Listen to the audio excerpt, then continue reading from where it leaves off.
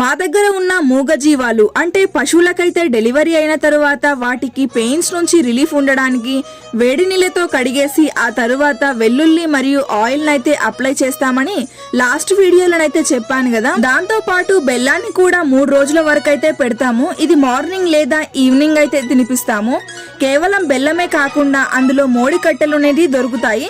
వాటినైతే powder చేసి అందులో add చేస్తాము. ఇది వచ్చేసి ఆయుర్వేదిక్ పదార్థం. ఇలా చేయడం వల్ల ఆ పశువుకి లోపలనైతే రక్తాన్నైతే శుద్ధి చేస్తుంది ఈ బెల్లం. ఇక్కడ చూపిస్తున్నాను కదా, ఇవే మోడి కట్టెలు.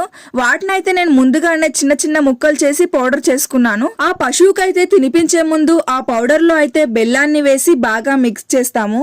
రోట్లో వేసి దంచడం వల్ల రెండు కూడా బాగా మిక్స్ అయిపోతాయి.